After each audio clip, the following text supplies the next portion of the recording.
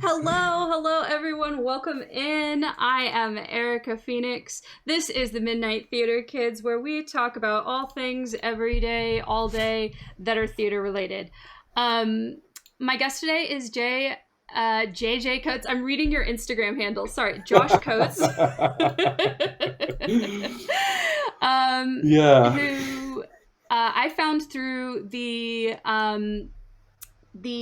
newsletter that you publish called Etude, and um, but that's actually where I want to start. Josh, I found you through Twitter of all places, and I found you through other people recommending Etude and that I should follow it, and it's been a really, first of all, if you're not following it, please do. Please subscribe. It's an amazing newsletter.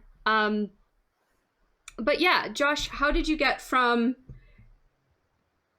who you are to publishing this newsletter online about all of the great things that are available to see? So I'm a theatre maker generally. I make a lot of like devised work, a lot of sort of yeah. I would say the best way to describe it is devised. It tends to be quite mixing the personal and political, as well as like filling it with like loads of pop culture references. Um, Nice. and during the beginning of lockdown, there was quite a lot of theatre that was coming on that was like being streamed from like theatres in America to Germany to the UK to just basically all over the world. And it was really, really exciting. I think I caught in 2020 alone over 150 different shows, predominantly all streamed. So I watched like a lot of theatre. And then, sort of like near the end of that, it's like near the end of whatever lockdown number that was for the UK. I think maybe lockdown two.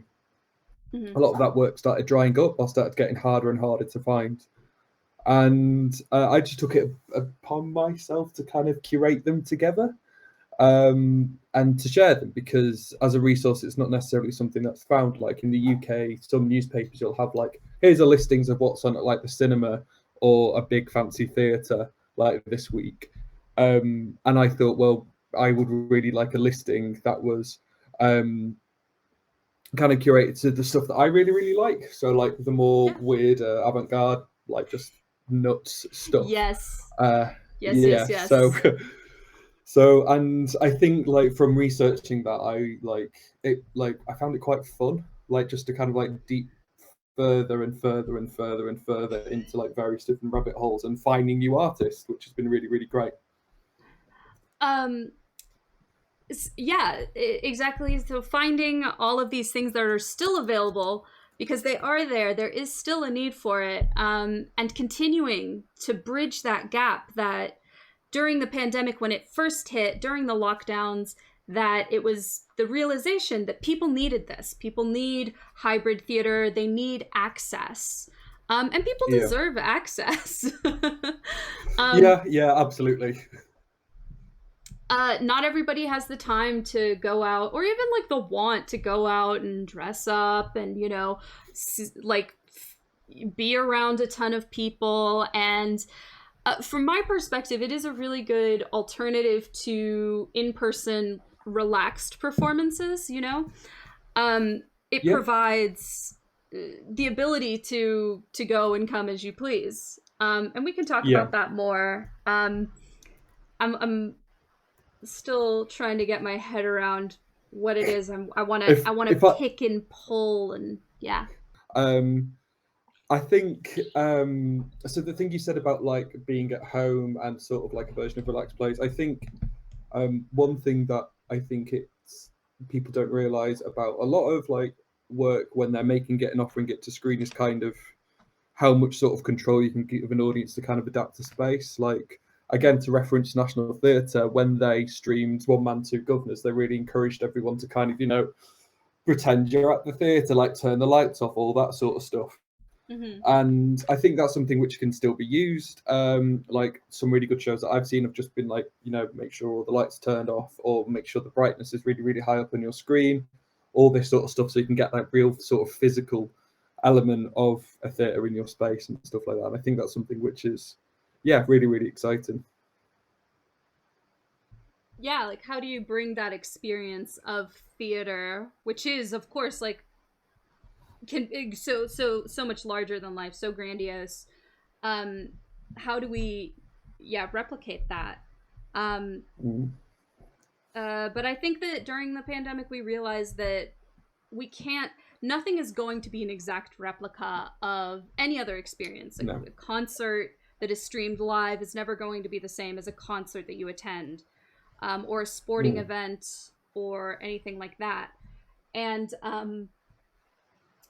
yeah, so we were talking about the National Theater, which when the pandemic like first happened, it was, look, this is the National Theater and they're providing all of these great things and they have an incredible selection, but how do we, a lot of what they offer is incredible work by people that are more familiar, that might be a good way in for their first theater show, but it's not going to be the edgy, the It's intense, still James or Corden. it's still James Corden. Yeah, yeah. Like, At the end of the you day, know, it's still James Corden. Yeah, where do we find alternatives to non-James. James Yeah. Corden? Hope, like, just anywhere else, really, like under a bin, anywhere, like, yeah. I don't know. Have you seen Cats? The new music? Oh, yeah, that's a good point. That's a good point, actually. Yeah. Yeah. Ah, I feel rats. like I feel like we've like you've almost like the Americans have like adopted him, so like he's not on UK TV as much. So I do thank you for that. Oh, But yeah. So cheers for that. We don't have to deal with him as much, except for every Christmas.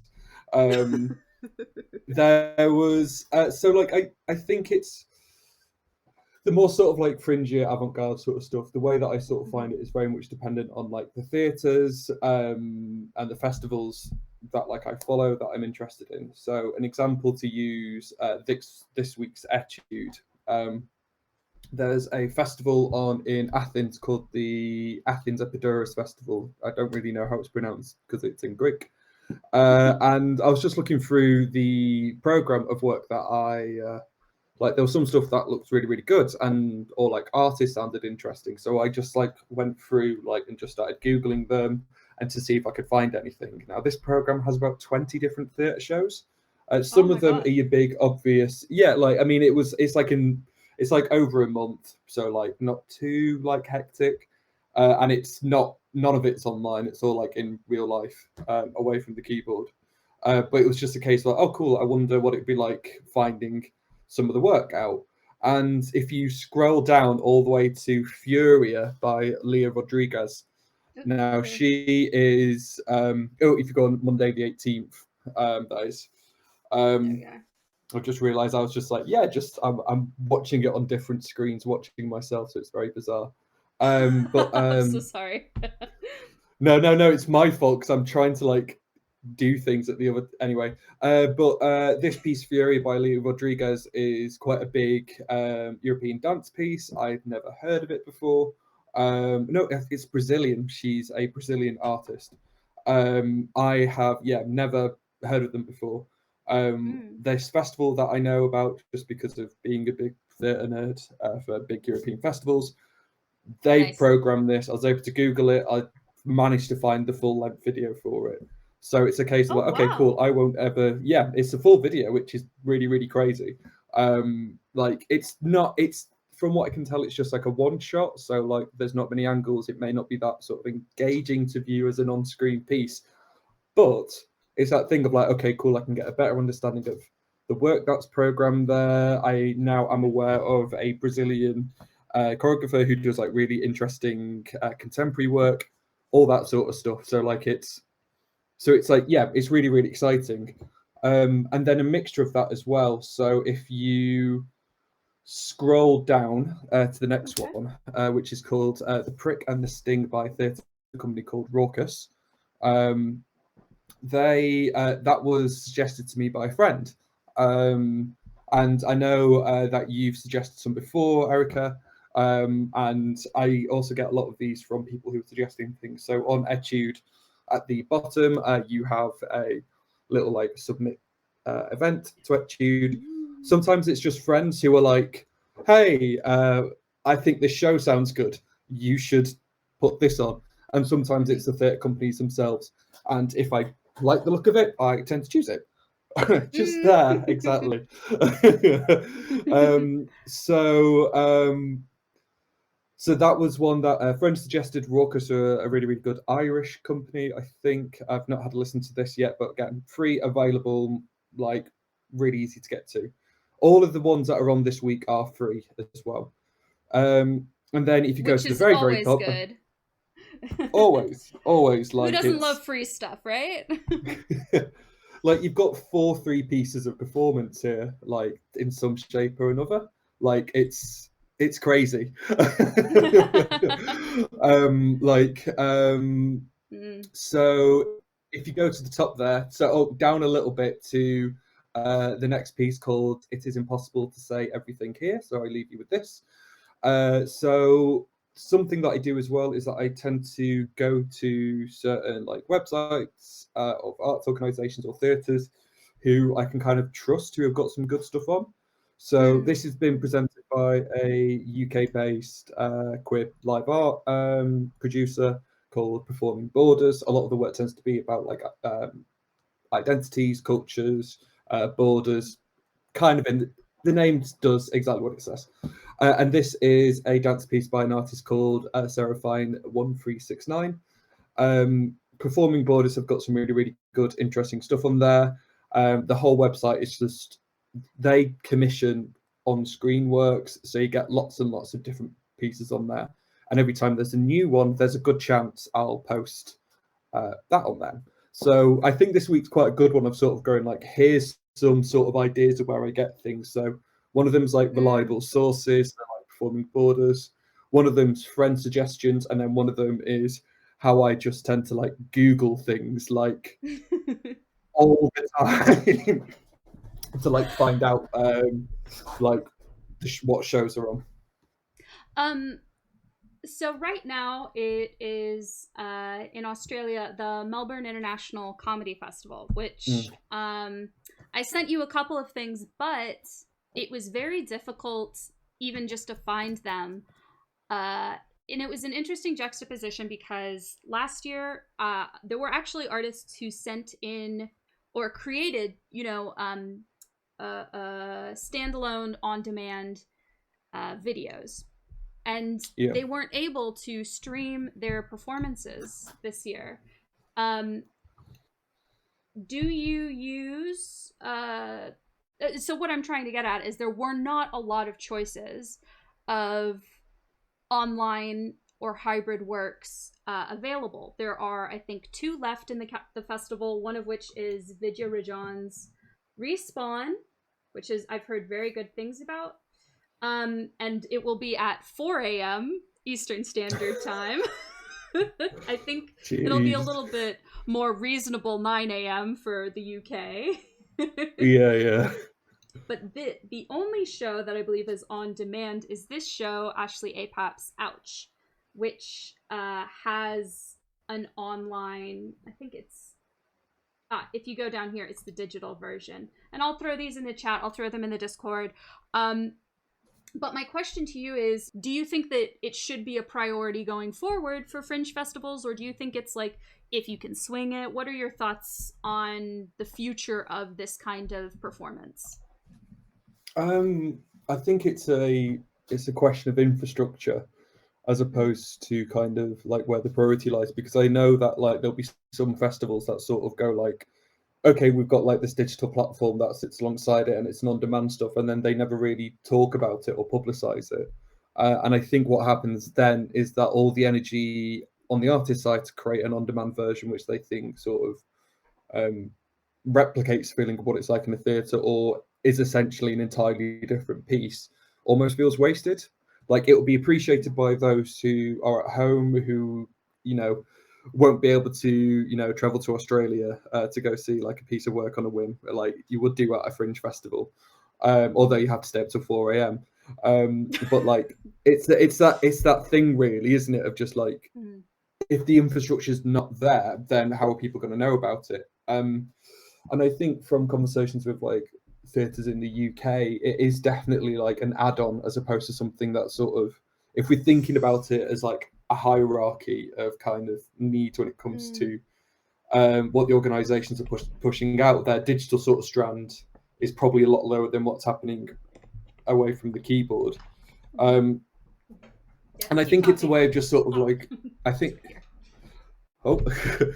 there's a way of restructuring it where it can not necessarily sit alongside it, because I think that's going to be difficult, but have an infrastructure that can support the artists as well as making sure the work gets out there. Because excuse me, unless you like know the theatres like really, really well, you probably won't hear about it, and then the numbers will be really bad, and then you'll be like, and then the organisations will be like, well, why do we even bother? And it's like, well, you're not telling anyone about it. The infrastructure isn't there to support those people. It's interesting that you call it a hierarchy, because last night I attended Melbourne Fringe hosted a conversation about radical access, and it was all about disability and making accessibility, and how do you radically include it into theater performances, not just virtually, but just in general, including like sign language, captioning, audio description, including just the information ahead of time about accessibility, without you. And how does accessibility come hand in hand with theater? And what Carly Finley said was that, and a few people actually said that, is that it is about, from the beginning, just with a budget, it is included. Just like you have a budget for costumes, you have a budget for everything, is that it is inclusive. And as you recognize that it is, a way of bridging a gap between a person's physical needs, emotional needs, income needs, sensory needs, it becomes, I think, it tears down the wall when you reframe it from like a human perspective instead of a budgeting perspective. Even though that is like the huge part, it's the defining, it's what makes that access possible. But is there, like, I don't know, sometimes I like to take these conversations and just guide it to where I am seeing a problem, because I'm connecting two things in my head, and it's thinking too fast for me to make a cohesive thought, a coherent thought, Yeah. But you saying like, oh, it's a hierarchy, it's like, but what if it wasn't? What if it was like all of these things are necessary to create the overall aesthetic? And I do agree that the two maybe shouldn't be held in the same regard, because this is not an in-person conversation. I can't reach out and say, hey buddy, it's gonna be okay. I can't give you a friendly punch on the shoulder. I don't know, a friendly just punch in the face. I can't friendly beat you up. Yeah, so sorry, that's what Americans always, just beating each other up for fun.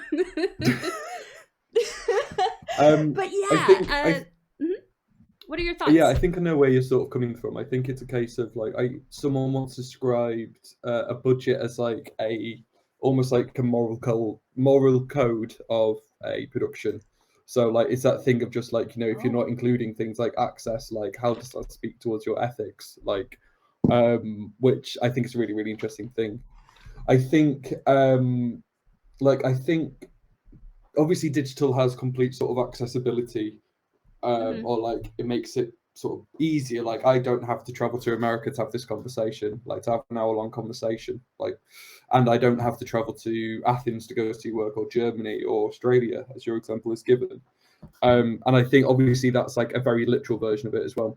But also, like, it's easier to caption on here, and I can choose where my captions are, which I think is also really important. I can choose how they look. It can be really tailored towards my personal experience. But I think it's something that needs to develop with time, and also needs to develop with actual consultation with a lot of people, because there isn't a uniform access code for everyone. Like it's things like like, again, captions being the best one. Some people really like creative captioning, where like it's really vibrant, really active in the space, and can really sort of help out. Well, some people I know can be really distracted by that, and they can be like, I actually just kind of want to read it and kind of allow what's happening in that space to kind of help tell it, as opposed to how the words come up on. And it's that way of just like, yeah, like is there a way to turn things on and off for a person to sort of engage with that? Like, how uniform, how individual can we make an audience member feel at home, which would probably be maybe a better thing, or maybe a worse thing, maybe a really difficult thing. But it's about time. It's about having those conversations. Yeah. Mm-hmm. That's incredible. That idea of budget as moral conduct. I've never heard that before. And I'm going to be thinking about it for a while. And yeah, to think of accessibility as like everybody is so human and everybody has their access needs, and are there creative ways that we can provide? And the other example that comes to mind is audio description. People who are seeing, you know, we've never really had that experience of audio description and how that is different from how we see a show. So we if it's out of it's if it's something that it's never been woven into a show, then we don't necessarily know what it looks like. And I'm wondering, this is again just me musing, is that maybe sometimes it is that from it is just every single production is going to be different. Some people are going to weave it in specific ways, and some people are going to tailor the access to the individual's ability to turn on and off what they need. I mean, Yeah, I yeah. think that's why it's such a good art form. Like, it's all like, it's so adaptable. Like, it's a highly reactionary like art form, because it's very live, and that can even sort of go to the access as well.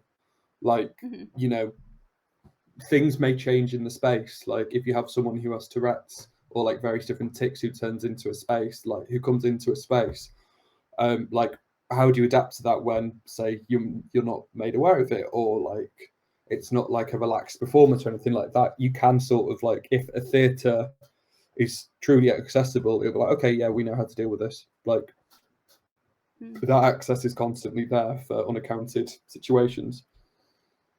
So I'm very burpy just because I'm drinking a beer, and I'm just like, ooh, very surprised. So sorry about that. No worries. There was Not a a problem at quick all. question. There was a quick question that I noticed, which I found quite interesting, from General Bison. The question about limited ethereal streams and having the stream permanently available. I think that's a really, really interesting question. I think it's so yeah, I'm just going to jump into it. Interviewing myself to a certain extent. Sure, absolutely. I will just repeat the question, if anybody is listening, as opposed to if the chat is deleted because it's not on screen. General Bison just asked, what are your thoughts on time limited ethereal streams versus having the stream permanently available? Does the time limited model add or detract from the theater at home experience? There was a really interesting point made earlier about the idea of like it feeling like event TV, which I thought was quite interesting, because I think that is like, it's the best way to sort of compare it. And it's really, really dependent, because there's been some like one-off streams that I've watched where I know I've watched it with other people, because either we've been texting each other during it, or they have a chat space alongside the stream and people are able to comment alongside it. And that feels really, really lively, and it feels really exciting. And I really love the fact that I knew I was able to watch it with, like, 50 other people around the world at the time. And I found that thing really beautiful. It was really, really nice. On the other hand, though, there's times where like I'm just tired and I want to watch it at my own time. And I don't want to watch it with other people. I just want to be sitting in the dark room, just like not doing anything. But sometimes that means I can miss things because of it. And obviously, I'm not going to catch everything. I'm kind of impossible. It's kind of impossible to do that. Yeah, it's Um, like, yeah, well, sometimes you don't want to wake up at 4 a.m. to watch a comedy show. Sometimes you want to exactly, say, exactly, I'd exactly. like to wait until at least 9 a.m. or have it with a cup of coffee, you know? Yeah, um, exactly. And I mhm. think that, like, just to kind of jump onto it, and I think as well, like, I think that is something as well. Like, I think I've stayed up twice for shows. One of them, it was on for 24 hours, and I wanted to see how long I could stay up with it. So like I was up for like Whoa. I didn't do the full 24 hours. Like I stayed up to like 4 o'clock in the morning, and that show was called "Show Me a Good Time" by a theatre company called Gob Squad, who are amazing. And then the You other told me one about them. was yeah, Mhm. they're the best. And then the other one was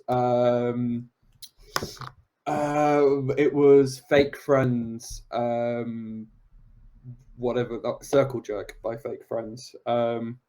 And I stayed up to like midnight for that one to see that one. Mm, So, but that one wasn't too late for me.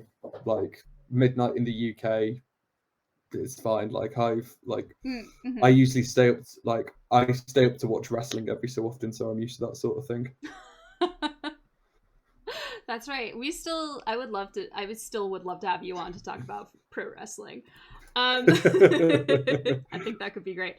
Yeah, I was actually just about to pull up on this, just the website for Show Me a Good Time. Is this the one that took place in multiple places around the world simultaneously? Yes, yes. That's It's an yeah, incredible concept. yeah. Truly. It's a beautiful piece. Hmm. Gob Squad are heroes. Yeah, it was a really really nice thing where it was like someone's in Sheffield in the UK, someone's in a part of New York or something like that, someone's in like Germany, and then there's someone like in an actual theatre space, usually in Germany. But they're absolutely incredible, and they've like it's really interesting like this conversation around like digital work being new or anything like that. Like these guys have been doing it for like 20 years. Like these guys are Whoa. like yeah, these guys are brilliant. They did a show where they went into the street and basically filmed a movie, and the start of the show inside the theater is the end of the film, if that makes sense. So like they finish filming the film and it's the start of the show, and then at the end they film the finale, and then they just plug in the cameras and it's like, and here's the film, and then it obviously the film ends with the beginning of the show. So it's like proper sort of like cyclical. That's awesome. That's great. This is definitely up my alley. I love any sort of avant-garde, any sort of um just I I think of a lot of people think, you're taught in school when you tell a story, it needs a beginning, a middle, and an end. How do you shift that? Or how can it be just these like stories that blossom and it's not always a cohesive piece? I think that a lot of um, a lot of comedy shows that I've seen do this really well. Are there any Mm. other? So this is if you'd like to see Gob Squad. I can just drop this in the chat. I think you already dropped it in the chat. Here's the Yeah, yeah. project archive. Like Mhm. Gob Squad are like my absolute favorites. Oh, like it's really difficult that because like I think it's just Mm, like depends on how brain works and stuff like that. And even if you're not necessarily telling a story that has usual 5 act play, there's still like a narrative element to it that's being played. So yeah, like the Fake Friends piece that you've got up now was very mm. much a play, but it was like super weird, and it wasn't necessarily a conventional story, um, Mhm, mhm, and it wasn't told in a conventional way. But then it's like it's that thing of just like what you're experiencing in a space together, and sometimes it has to be really chaotic if you want to get an audience to feel a certain thing. mhm. I'm trying to think specifically like online work. Um, It's there okay was a if it's not online, but if oh no, just to give I'm an going for example of the digital. things, you're gonna go for digital. Okay.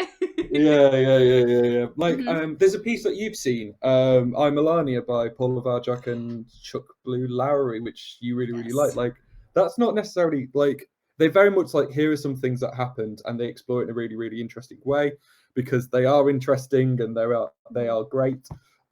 Like it's almost like a documentary. It's almost like stand up, and they do something really interesting with it. And they do a really clever thing where they're like this, like we're distracted by screens, so we're going to use all of them. Like so, they use your phones and they use your computer screen, and it's really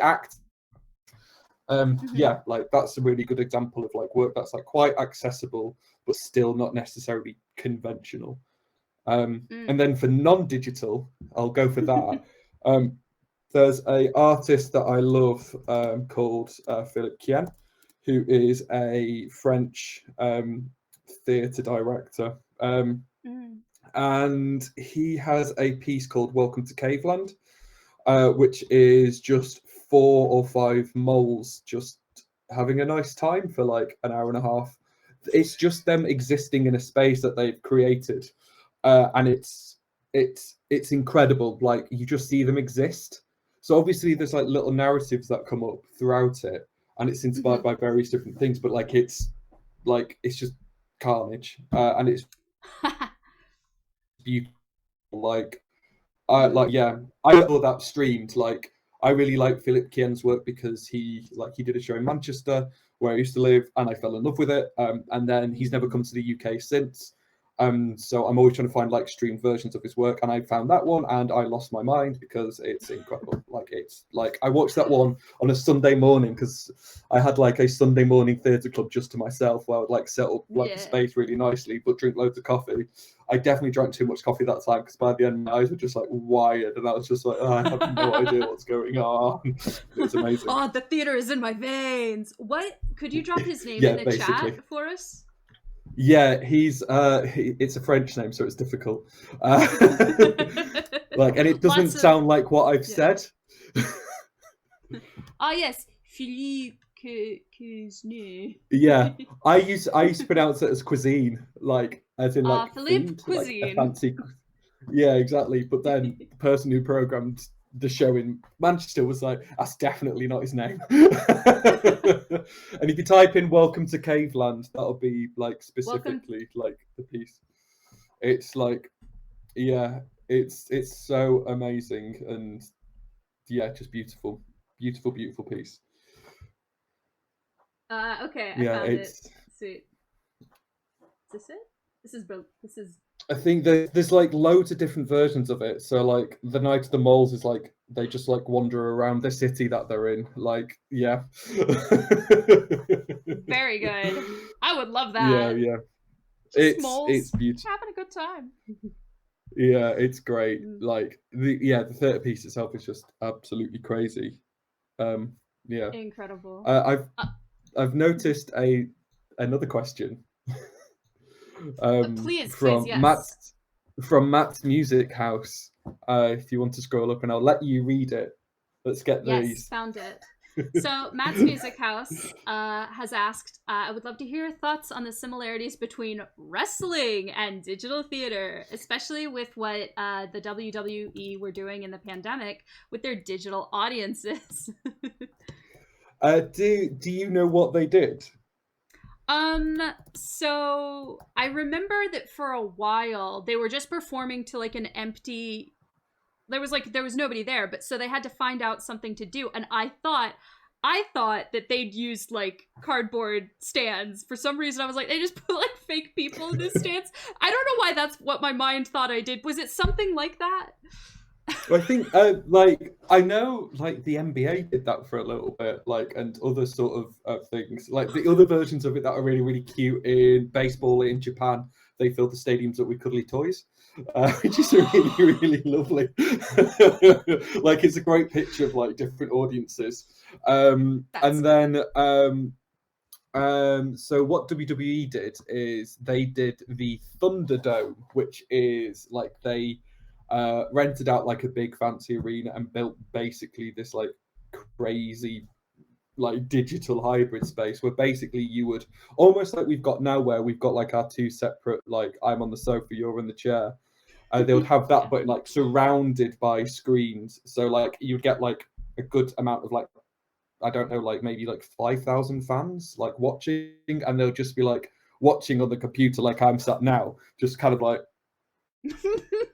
and they had to like every so often things would come up like cheer, boo, and you'd see people like every so often. I like it was really interesting. Like it was like obviously you had people doing horrible things on it and like trolling and stuff like that, and then you had like All right. just like yeah, you just had like guys just like watching it like this and not doing anything, and they were front row, so it kind of ruined the vibe a bit. But like it was a really just like a huge thumb of a person at the very front row. But like it was an interesting way to do it because like I think like I'm not too sure if this is the case, but I think you had like an option of like how to stream it. So you could either just watch it generally, like you would do on TV, or you could watch it from the position you were. So an Oh. example being like if you were front row, you'd have like front row view. If you were like third row or something like that, you'd have that view. I'm not too sure about that though. But like it would offer like different perspectives. So it was like, okay, you are getting this version, and if you want to Wow. view it on a certain angle or something like that, you're more than welcome to. It was a really really interesting way to like present theatre. Well, sorry, present. The theater of the WWE. I mean, Yeah. like, but I think it was like a really interesting way to kind of like have that element of liveness in there. That was like really really sweet. Yeah, and like doing interesting things. There is like a lot of repeats on some of them because I don't think they did fill it out as much as they like wanted to. Are you looking for the? Yeah. I've just seen Yes. pandemic based, but it must have been stuffed animals in Japan. I'm convinced it was. There's some pictures. Yeah. It's This very, very is sweet. this is very good. This is very Yeah, good. just little guys supporting big guys. They're just little Yeah. guys enjoying the baseball. Good for them. Yeah, exactly. It's This a is really very good. interesting thing about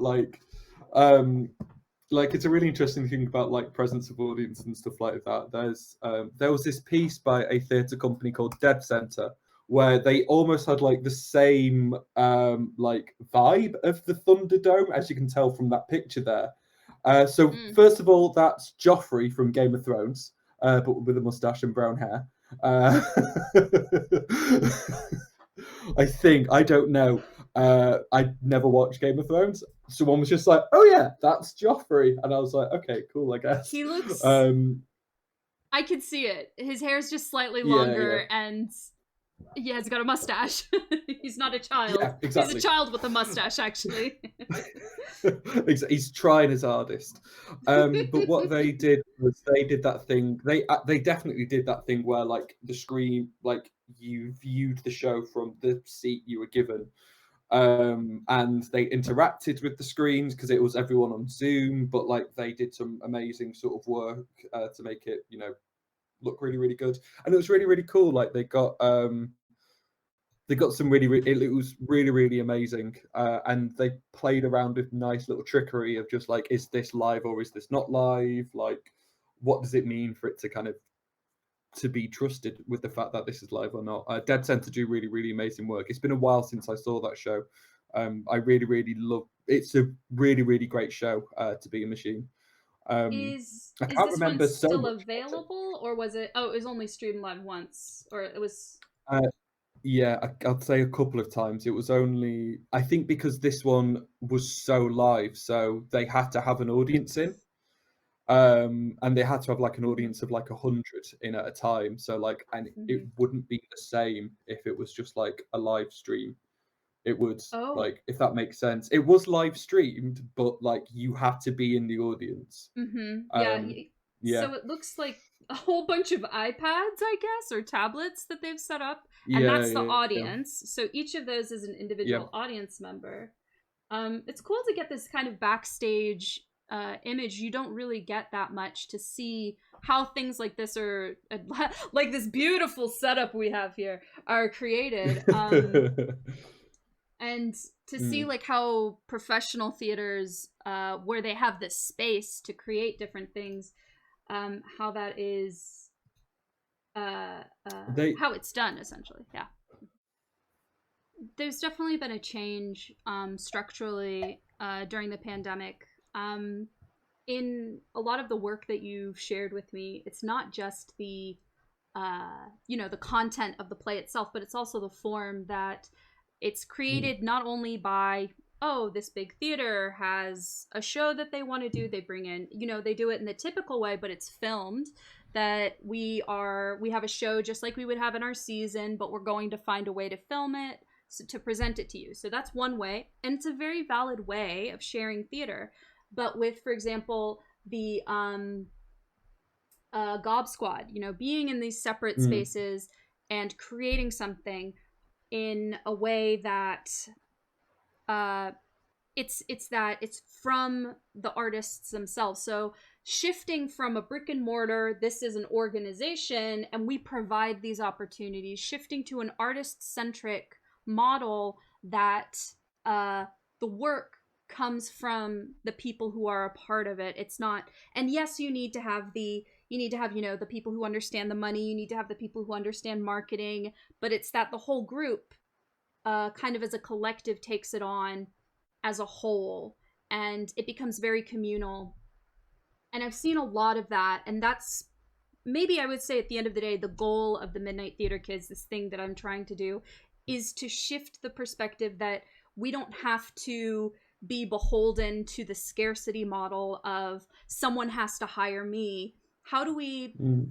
make this possible? How do we understand this technology so that we can create our own Thunderdome, our own I'm Melania, or our own, Yeah, everything is still so early with sort of technologies with what could be done.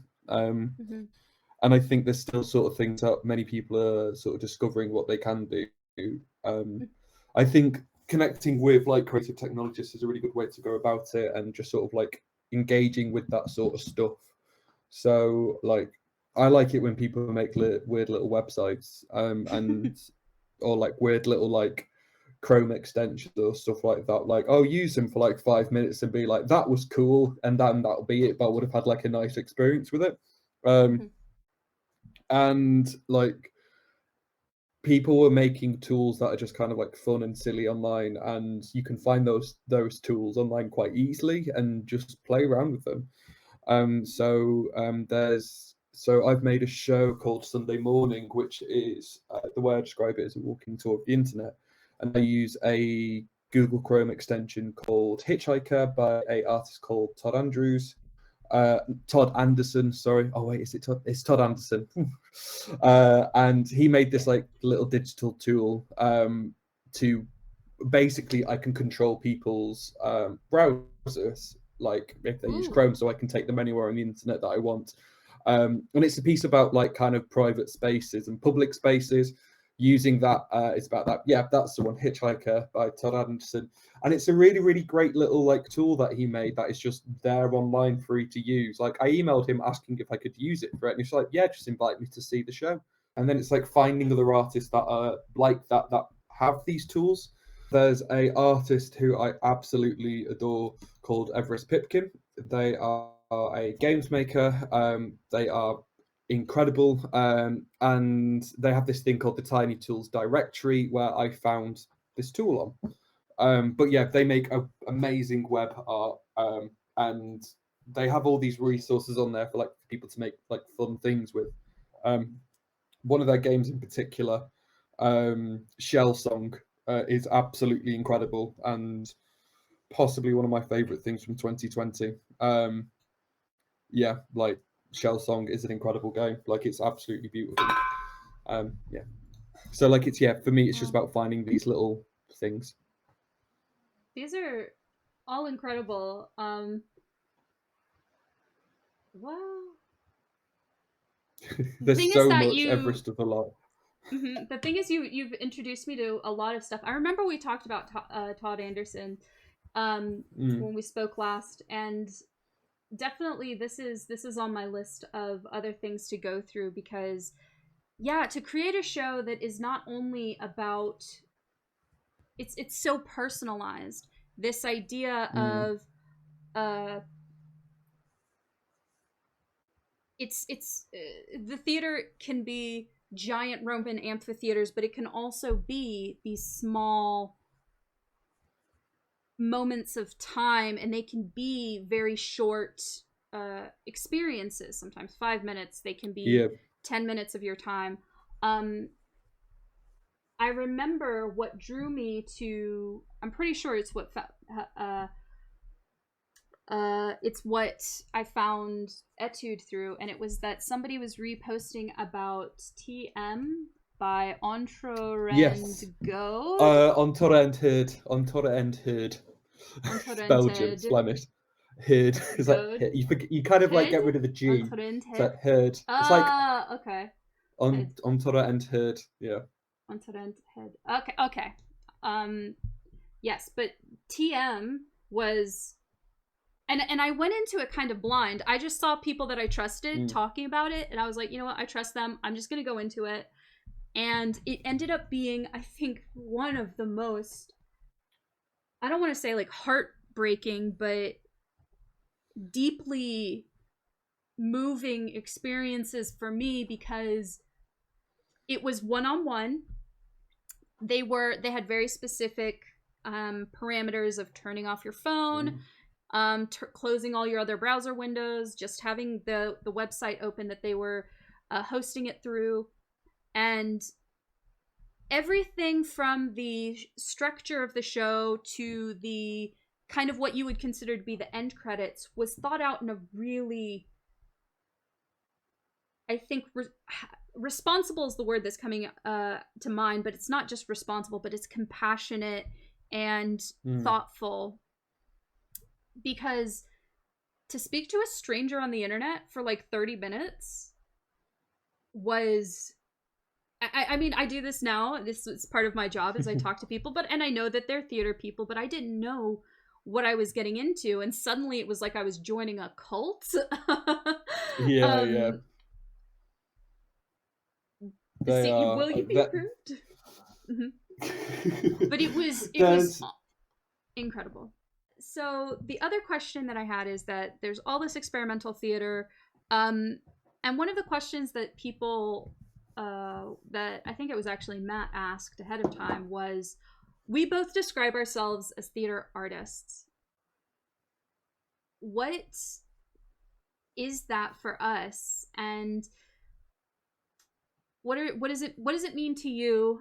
And like, let's find out what the differences are between how you view this big thing, theater maker, and how I view it, and I don't know what that means for the kind of things that we create. Ooh, I think there's a part of me that has a very specific Northern England upbringing that kind of wants to avoid the word artist at all cost. And that is probably built in of like built-in toxic masculinity from growing up in an ex-industrial town in the UK. So that's probably why I don't say artist. But I would Josh Billy Elliot confirmed. Yes. Yeah, basically. But we I think so. Like, I describe myself as a theatre maker because someone who I really looked up to described themselves as that. An artist called Andy Smith, who is really, really great. He's someone who taught me at uni. And then I sort of like thinking about like what it meant, and it's like it's a different way of like how I view it, because there's certain positions and certain roles that I do where it's like I make theatre literally at times. Like I'm like, telling people to do what to do on stage, or I'm being told what to do on stage. And then there's sort of like making theatre happen, like through like the producing sort of side of things that I do. And they sit alongside each other. I Mm-hmm. think so like my self-producing work and the producing work that I do for the artists um is also lined up to the artwork that I make. Um I think at least. And I think there's also like a hmm, I think it's a way of like encompassing everything because I kind of don't like being Mm. going like I am a theatre director or a theatre writer Mm-hmm. or anything like that or anything like it kind of Yeah. opens it up for me to learn practical new skills. So Yeah. like, during the pandemic, learning how to, function with Zoom or like, jumping onto Twine every so often to experiment and like picking up coding. And there was like in 2020, I did like a playing around with OBS and stuff like that. Like it feels really practical and it feels like it's making a thing. Um, Mm-hmm. yeah, if that makes sense. So like, I think that's why it's like, that's why I associate with it. It feels more hands on. It feels more like I'm doing more of like the grift, as it were. Like it feels like, yeah, more practical and it feels more tangible to me. That's beautiful. Yeah, it's the differences between like that's a beautiful way of putting it, Josh. Incredibly well said. I'm sorry, I don't mean to be sarcastic or No, anything. no, no, no, Sometimes no, no. It's me I've like being able like anytime anyone gives me any compliments, I'm just sort of like, it's no, not at beautiful. all, not at all. You came from this small, ex-industrial town, and you blossomed into a theater artist. Even if you don't use the word, you live it in your life. Nah, I'm sorry, I'm not trying to pull that bullshit. One of the issues that I No, that's fair have enough. is like bridging the gap from like, I've just heard this, I'm processing, and now I need to respond to it and get to the next point, you know? Um, Yeah, yeah. I know what you improv. mean. So I I think that it's great that you say all of that, that it has a practical purpose. A lot of people hear theater or they hear any art form and they what they see is a product because that's how it's marketed. This is what we're taught.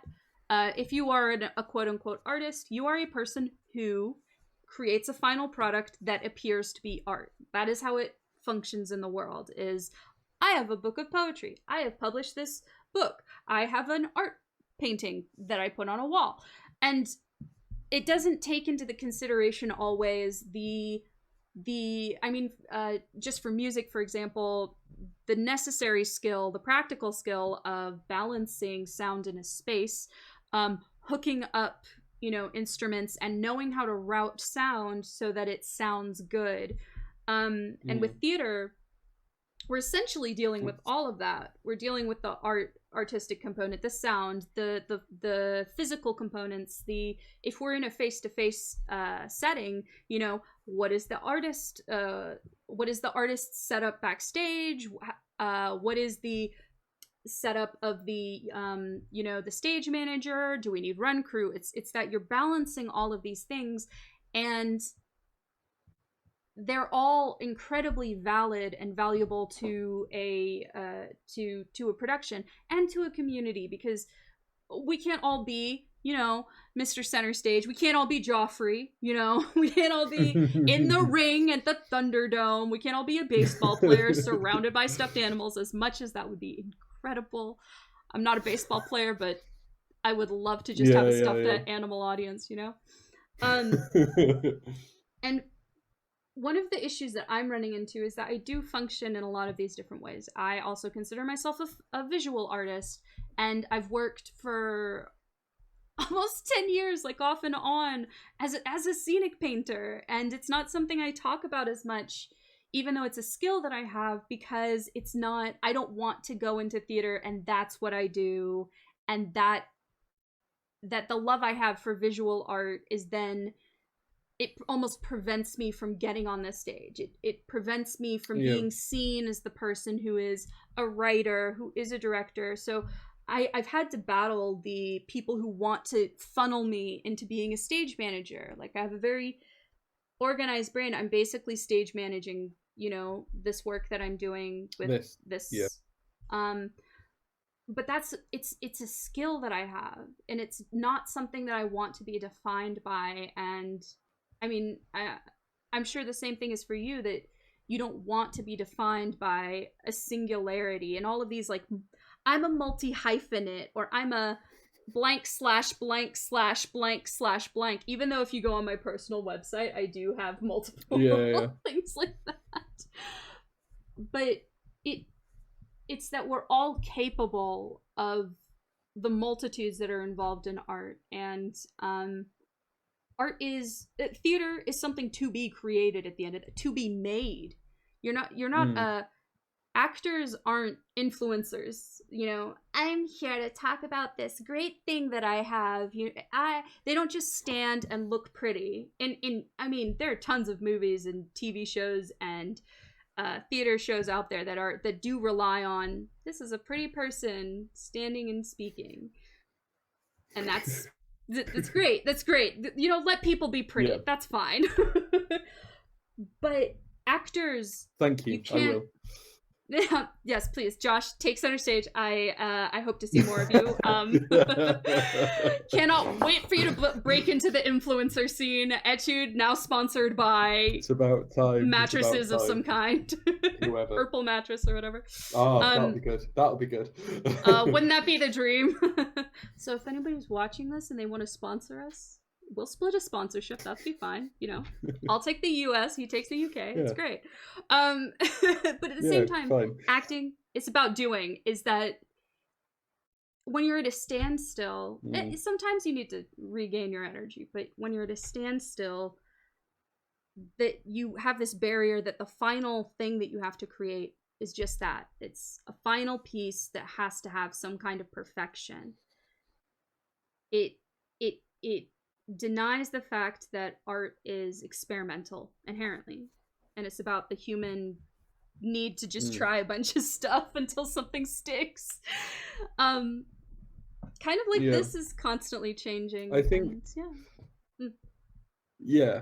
I think, like, for me, like, it's always that, like, a lot of the work that I made, the most interesting bit is always it's the process.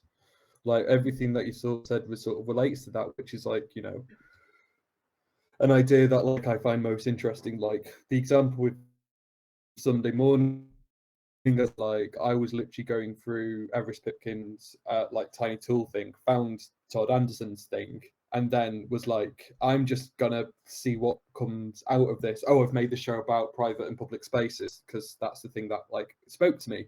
I wouldn't have got there without that sort of, like, process and that kind of, like, constantly sort of, like, evolving, experimenting and all that sort of thing. And, like, and I think that's the thing that, like, all my life experiences, all the things that I could be defined as, like, are part of that process and lead me to make the work that I make. So an example with that is, like, in this show about public and private spaces, the first story I tell is about a hill in Bolton, and Bolton is where I grew up in the UK, which is, like, as I mentioned, small, tiny little town. And a lot of my work tends to be kind of associated with Bolton because of whatever reason. I don't know. It's one of those places. I like it when I'm not there, but when I'm here, I hate it. Like, I feel like that's like a very British like thing to have with your hometown, definitely, or maybe just a general thing. And so that is very much like, it's integrated into the work, and that process of me sort of existing for 30 years is then integrated into that work in a way. And like, I did a show about mental health once, and we scrapped this because we thought it was a bit too much on the nose, but I used all the TripAdvisor reviews for my current job at the time to kind of be like, look, I am a good person. This is what a random stranger said about me on the internet. They said that I am very friendly and approachable. Like, as like a way, like, incredible. And that was because I had like I had a part-time job at like an escape room at the time. So, like, I had to be all that sort of thing. So I was able to go and just be like, I'm 5 stars apparently. Like, I think that was for that show. I can't remember. I've definitely used TripAdvisor reviews of myself in a show before, like, try to at least. But again, like, it's those different elements of the life that I've lived and the different skills that I've learned from that to kind of then build into the work. So, like, as you said, like, the work that you want to create, and like, it's like, oh, I don't want to be defined as a scenic artist, but then those things feed into the work that you make, and it's about those. I find that process a lot more interesting than the final products at times. Like, and I think really good shows are very aware of this process and do really really interesting thing with it. So like Dead Centers piece that's mentioned earlier is very aware of the process of creating theatre, so it makes really interesting stuff. Gob Squad as well, like you can see the rules that they're playing by and what they're breaking, and that is again that's process. That is process has turned into a weird word now. I've said it so many times. But yeah, like Yeah. that's where I find the really interesting work where they kind of show those inner workings. But there's two pieces that I think do the process thing really, really well. There's one Okay. called Entitled by a theatre company called Quarantine, which is it's the all the backstage crew putting on the show. It's absolutely beautiful, and like I mean, obviously there's like old school plays like Noises Off that do that, but Entitled is just absolutely gorgeous, beautiful, brilliant show. And the other one is called Sopro by a Portuguese director called Tiago Rodrigues. And the show is performed with the prompter on stage, and they are prompting the entire show. I mean, that sounds like a prompter job anyway, but the prompter is sent to stage, like going up to the actors and being like, "You now do this. You now do this." Absolutely beautiful. And both of those shows Wow. completely shit, going like, "This is what's on stage. This is how it's made, and this is how it's done." Tell entirely different stories about like humanity and all that sort of stuff. But yeah, again, another show that I saw because of lockdown.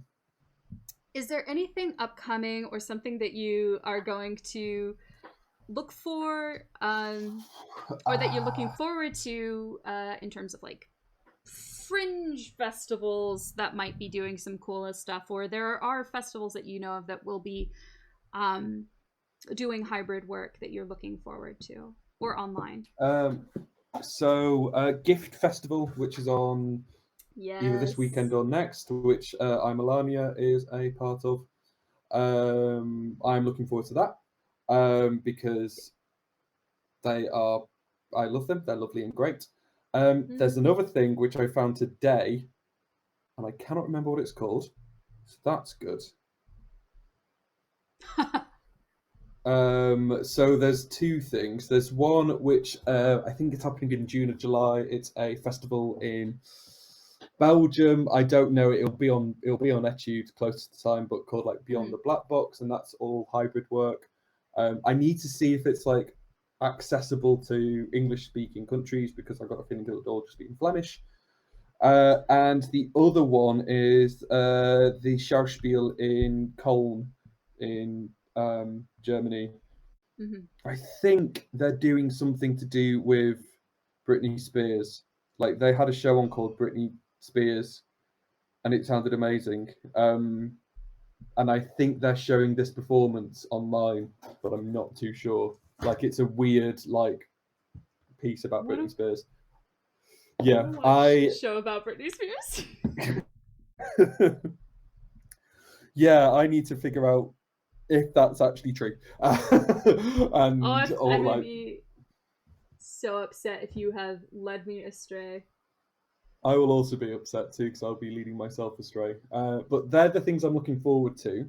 The other things, so this isn't until next year now. So I'm currently developing a show, as I mentioned, called Sunday Morning. It doesn't. So we're doing a very very small tour next year. So it's a piece which is hybrid, which is online and at home and in theatre. Sorry, I just forgot words then. And yeah, we'll be doing it in January and February next year. We're trying to figure out the best way to how to present it. So at the moment, you'll be able to access tickets hang on, God, they've got so many bloody shows on. I'm trying to get to the end of this like link of just like, here's all the shows that are on. There I am. Oh, you can actually get tickets now. I didn't know this. Ooh, But you can yay. get tickets. You can get tickets to Sunday morning. Yay. Already, and it's only £6, I think. Which I don't know how Your much that is in face. dollars. I can't. Yeah, it's I am. I yeah. Da da. But but Sorry. it's all right. It's very dramatic. But it will be so we're doing one performance here and then 3 more performances, which will be confirmed. Hopefully, like the dream is to be able to do it like in real life at one theatre in the UK, and then say like, you know, a venue in America is the one who takes like the online tickets, if that makes sense, to kind of like split it up, or like a theatre So in. it's like touring. It's like touring, quote unquote, to the U.S. So like the U.S. A U.S. institution or show is like, this is a part of our season, or this is a fringe part of our season, and they'll like basically take tickets for the U.S. so that they can Yeah, kind of like that handle that side yeah, of it. Yeah. that would be a dream No. basically, because I think there's potential for that, like especially with this, because then I think it means that you have different focuses and energies. Like I'm really concerned that I won't be able to publicize this one that well, because I'll be publicizing the in-person one as much. Like it's all about like marketing and all that sort of stuff. Like, but if you had 2 venues, like, you know, we've got this one in the UK, and then if you had one in um America or Germany promoting it just for online and stuff, I think that could work, but I don't know how that works. Who knows? Not me. Note to Erika: look for theaters. There are theaters who do, I don't know if they necessarily accept like touring shows, but there are theaters that are doing that, because the way that I saw TM was it was Mm, hosted through, I want to say, a theater in Chicago was when I yeah, saw it. And even though everybody who was filming it, I even watched people, or like there was another person in the audience who was in Germany at the time that I was watching it. And yeah, so it's definitely possible, but it's kind of that question of like, how do you reach out, or, you know, what is best practices for things like yeah. that. And then do you want There's somebody to manage that because they're going to be juggling 2 theaters, or do you want to just be one? Anyway, yes. It's difficult. There's 2 theatres in the US that I really want to take work to, and they're like small sort of. Oh, sorry, I've just been fiddling with things and I just dropped one thing. But the Tank and the Tank and the Brick in New York are like the 2 that I would like. They've been doing some really really good digital stuff over the past couple of years, and I've seen some really really good work from both of them, and I'm like, I would fit really really well here. But it's just that thing of like me as a random stranger, just like I'm doing this show, but because of how time frames would work, your audience will be watching it at 3 o'clock in the afternoon or something like that. Like, I don't know. Mm, Yeah, I'm not going to do a show at midnight. Like, it's your audience, but yeah, I don't know. I wouldn't know how that would work. mm-hmm. So in the creation of this piece, Sunday morning, is it that you're working individually? Is it a solo show? Is it you're working with a company, or um So what is it it's kind of? Yeah. it's under the umbrella of Josh Coates, which always makes me feel queasy, Mm, because I don't have a theatre company name or anything like that. I'm kind of like directing it and sort of being like the lead on it, which always feels a bit weird. But it'll be 2 performers, one performer who is mainly interacting with the theatre audience, and one performer who's kind of mediating the digital audience. And there'll be some crossovers throughout it. It's just so that is like there's an element of like practicals there, where it's like if you have someone stood on stage talking, and then someone on the theatre screen is like on the online home screen is kind of like, help, something's happened, they won't be able to kind of like jump between it, and also mm, still like there won't be like, if the other sort of side of that will be like, it'll be like a technical manager just kind of be like, hey, you need to slow down a little bit, this technical thing's happened, whilst if it's like live in the space, they can kind of like bounce off each other a little bit more. So like, you know, if there Mm-hmm. are delays, if there are anything like that, like it's a more immediate way of knowing what's going on. um Mm. and they're very different performance spaces as well. um yeah, it's kind of crazy. So, and then yeah, there'll be an audience at home who'll kind of be, all the stuff that the audience are going through at home will be projected into the theatre space. So the audience will be watching like the websites going through and how the audience at home interacts with them and change them. So yeah, so like the audience at home have like a genuine impact in the space of the theatre. All things, all Mm-hmm. that's what we're hoping for, at least. Yeah, yeah. Touch wood and all that sort of stuff. I think it's definitely. I think it's possible. I saw a show by Lena Moon, who I found through Twitch streaming, with her comedy partner Annie. So of course together they are Annie and Lena, and they experimented with that, building their comedy show that they did filmed last year or this past summer actually. Um, they they brought in the what the experience of the digital was. They brought in some of the responses, but not.